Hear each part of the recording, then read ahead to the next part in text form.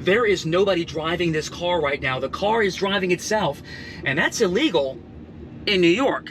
But we're not in New York right now. We're in Miami, which actually just started testing out these driverless cars, these Waymos, just a few weeks ago. Waymo says this is safer than a human driver, safer than taxis, safer than Uber, safer than you. But Manhattan is not Miami. These cars have not tested anywhere quite like New York City, with so many pedestrians, cyclists, chaos. And these Waymos are already mapping New York City streets. They just can't drive themselves yet. So what happens next? Because if New York lawmakers change the rules, about 173,000 taxi and Uber drivers could be competing with robots. And that fight has already started. Back in Miami, Waymo started offering rides to the public by invite only in January.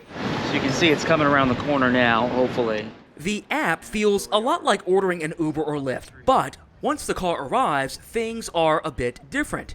You can't miss it. Their fleet is made up of these white Jaguar SUVs with cameras and sensors bolted on all sides. And then there's actually getting in. What we do now, we go unlock. When it comes to loading your luggage, you are on your own. Okay, so now we got a button, hit start ride. The ride from Miami's Brickell neighborhood up to El Palacio de los Jugos, a Cuban restaurant just east of the airport, went smoothly enough. It was about $25, so not necessarily inexpensive, though there is no tipping, of course. Also keep in mind, these do not yet go on the highway in Miami, so we had to take city streets. That made the ride take a little longer. And again, everything went fine until it was time to get out. We just updated our drop-off because you can kind of see we're in this like industrial area. There's nothing around here. Didn't feel that safe. But after fiddling with the app for a second, we're picking a different location. So let's see if this is not as crazy. Now, updating the drop-off was easy enough, and despite that brief hiccup, the process again was pretty smooth. My partner, Nathan, thought so too. Do you like this? Yeah. Okay.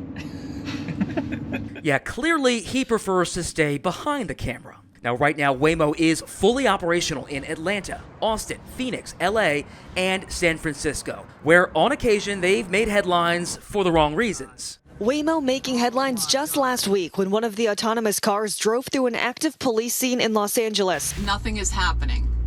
We are stuck. I got a flight to catch. Why is this thing going in a circle? I'm getting dizzy. But Waymo's own safety data shows an 80% reduction in crashes compared to human drivers over similar miles driven. Waymo's safety data shows that this form of transportation is far safer than a car with a human driver.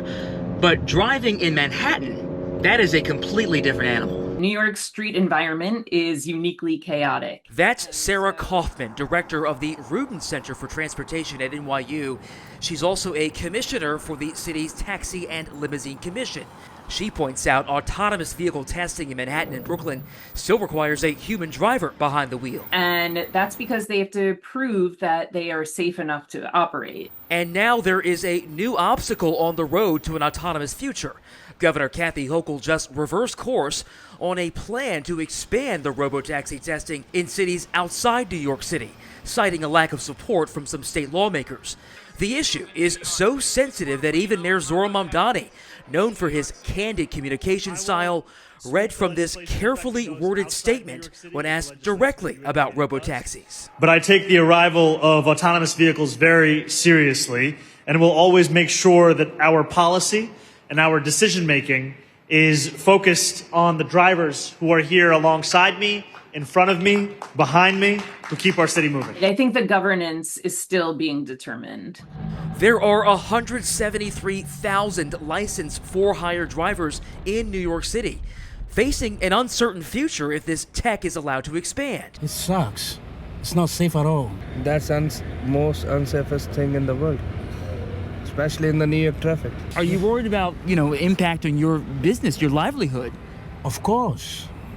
Yeah. Of course, I'm going to be out of business. So, what do passengers think? Not in this city, let's put it this way. But I wouldn't mind trying it, though, because I see a lot of people are comfortable with it. You don't need to speak to people. You don't need to you just get in the car, go to the place, and get out. While Miami, Phoenix, and San Francisco move fast, New York is taking a cautious approach. For now.